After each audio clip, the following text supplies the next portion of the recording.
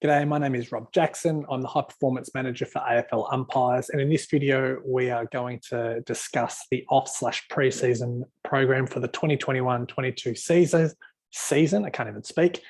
Looking at boundary umpires. So we're going to cover who is this program for, some off-season considerations, this idea of your 5K specialist or your boundary umpire, and some program reminders.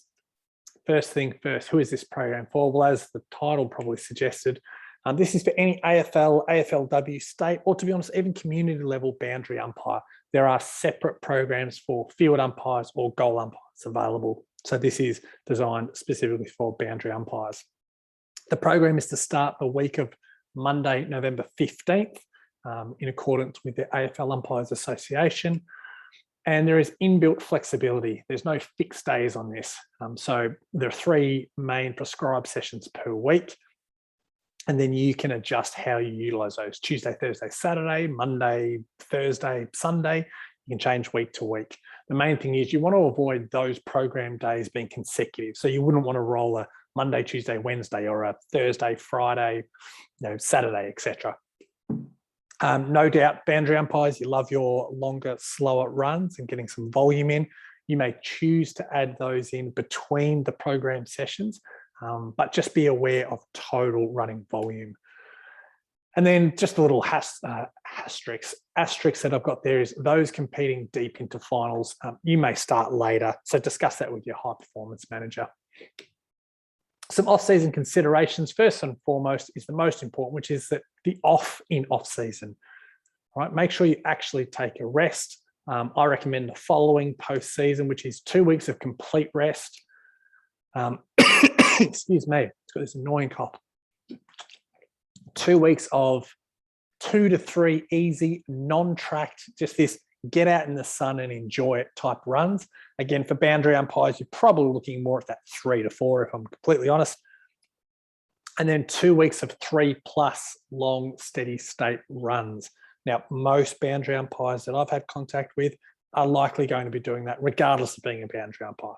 But I think it is important to recognise you need to have an actual off period during the season where you're not physically exerting yourself for the purpose of becoming a better boundary umpire. And the reason being is I don't want you to make your off-season an overly long pre-season. You might be itching to improve your physical conditioning. However, we need to allow that recovery, both physical and mental. So this idea of rest, recover, refresh, and reinvigorate, having some time away from boundary umpiring and the pressures of week-to-week performance, assessment, selections, etc. And hopefully the time away means when you come back, you're really excited to get back into boundary umpiring rather than the fatigue that can happen throughout the season. And again, another critical part is too many athletes are burnt out by the time the actual season starts. If you think of your holidays or off-season starting October the 1st, by the time, whether it's state or AFL rolls around, you're looking at a 5-month period of training. That's a long, long pre-season. Okay, so make sure you take the time to have some rest and recovery. And for those looking to do AFLW, which will start the weekend of January 6th, this program certainly leaves enough time to prepare you for those demands. And a little interesting thing from the AFL boundary umpires in season 2021, on day 1 of pre-season, we had 4 umpires turn up with calf strains. And yet throughout the rest of the season, we had 2 calf strains. So that indicates to me that we're doing more and taking more risks in the off-season and pre-season, preparing than what was actually sort of endured during the season. So don't be the one to turn up day 1 with a calf strain. And then this idea of 5K time trial specialist or boundary umpire. So as a reminder, you are much more than your 5K time trial. That is only one component of your fitness. And for those who don't remember, the 5K time trial for AFL is a competent or not competent with an 18-minute, 15-second cutoff. So if you run under 18 minutes and 15 seconds, you are competent, tick. Any quicker than that, there's no bonus points. You don't, pass go, collect $200. It is what it is. And if you run slower than that, you are not competent. You will not umpire a game of AFL until you are able to prove that you're under that 18-15 cutoff. The time trial is to be completed in the month of January, and it is done off-site independently with another boundary umpire or umpires. Okay, so you get to pick any time that you want to do it in the month of January. You get to pick where you do it, and you just have to have another boundary umpire present. Whether they're running it with you or they're just there to time you, doesn't matter. But that's the way we're running it. Another important thing is determine your areas of strength or weakness. And so work with your coach to determine the areas that need the most work. Again, we don't want you to just focus on being a 5K time trial specialist. What's going to make you a better boundary umpire? And so certainly play and train to your strengths. If you've got great aerobic endurance, don't let that fall away to nothing. Or if you've got great speed, don't drop that off completely, but certainly address whatever your identified weaknesses may be. And you'll notice those top up your tank sessions are specifically there to work on your weaknesses. Again, things such as top speed, acceleration, your throws, trigger work, and repeat speed. These are actually the components of your fitness that I most hear coaches basing selections for games off. I very rarely hear, in fact, I've never heard a coach say, geez, their 5K time trial is the thing that's inhibiting them from getting a game this week. Once it's in season, it's all about those components. So if that's a weakness for you, you probably want to work on that. And again, the coaches across the country at AFL, state level, etc., are all on board and understand this cultural shift away from the 5K time trial being the pinnacle of all boundary umpire to just, it's another marker that gives us an indication you've done the work in the off season. And then we can move forward and continue looking at top speed, acceleration, throws, triggers, decision making, etc. Some basic program reminders, which is applicable to all. From little things, big things grow. So first things first is the warm-ups. We want to make sure we complete them in entirety. We don't skip any of the drills, and we do them at intensity. They're all mapped out. Graham Morris has put together a fantastic T1, T2 series that looks at various calf drills, running mechanic drills, and then what you would consider warm-up or progressing through acceleration and speed, linear and directional. So please make sure you do those. And then the next sequence, that is boundary umpiring, though largely linear, does involve some changes of direction. So we want to make sure we include the change of direction sequences that are in there to expose your body and the ligaments, tendons, joints to the same stresses that you're likely to get on game day.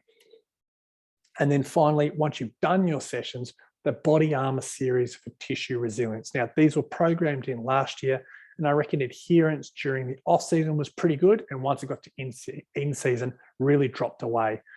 We've reviewed these. And again, Graham Morris has been fantastic at adjusting and tweaking these to make them even more applicable to boundary umpires and field umpires, where our number one issue has always been soleus or a calf strain. Distant second is hamstring. So they're the two things we're really looking at here, combined with exposing the Achilles calf complex to load and ensuring that your adductors are also trained. So don't let that sort of part skip by. There's no equipment required. I mean, there's a floor and a chair, I think, is as technical as it gets. So make sure we do those.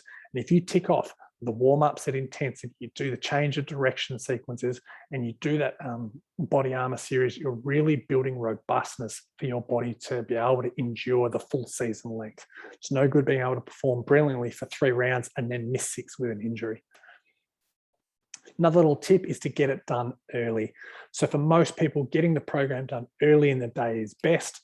As we approach summer and the temperature warms up, well, looking outside is not so much at the moment, but as it warms up, you don't really want to be running in 35-degree heat in the middle of the day. That's not the sort of the best conditions to be running. You want to make sure that the environmental conditions are far better. So either early in the morning or later in the evening. And the reason I suggest early in the morning is it's less likely that any sort of schedule interference or distractions are going to come up, last-minute meetings or people asking to catch up. In the mornings, people don't tend to want to steal your time. Another important element is this idea of listening to your body. Don't be a slave to the program schedule. Just because you had something mapped for the next day, If something comes up, you need to shift it, be flexible and be willing to push it back. There is that built-in flexibility with the program. And again, no one plan can account for the huge individual variance in people and this population, whether it be age, race, sex, program, or training history, injury history. There's so much variance within you as a population. We'd be kidding ourselves to pretend that this one program is exactly specific for everyone. But what it does do is give you a really solid template that will cover the basics. So you can think of it almost like bumper bowling. We won't have any gutter balls. If you complete the program, you'll have ticked off everything and you'll be physically prepared to do AFL or VFL, state level or AFLW boundary umpiring. Another example here is if you sort of wake up and you've got really tight sore hammies, or maybe you're stiff in your hips and lower back, be prepared to just put that session off and do it the next day instead. But instead of passively doing nothing, okay, I'm sore, I just won't do anything today. Maybe what you do is shift the session back, and today we work on some active mobility. I get down on the floor and get my foam roller, I do some stretches and go for a walk. Or maybe I can organize some physio. A little tip with that is the things you do for yourself tend to work far better than when people are doing things for you. So you going for a walk, doing your own stretching, doing some mobility tends to have more of an impact than being passive, lying on a table and having someone rub your calves or a physio push on your spine. And another little reminder here, there is plenty of time. As I mentioned before, between October and the start of the AFL season is around 5 months. That's a long time to be able to build your physical capacity. So use your off season well to have some time off, and we've got a long pre-season ahead of us. And for those looking at competing in the AFLW series, that's January 6th that will start. Again, plenty of time to train and prepare to be adequately conditioned for those matches. Finally, if you have any case-specific questions, please reach out to your respective high-performance manager. Hopefully that gives you a good insight into the training program provided. And again, any further questions, just reach out to your high-performance manager. Thanks.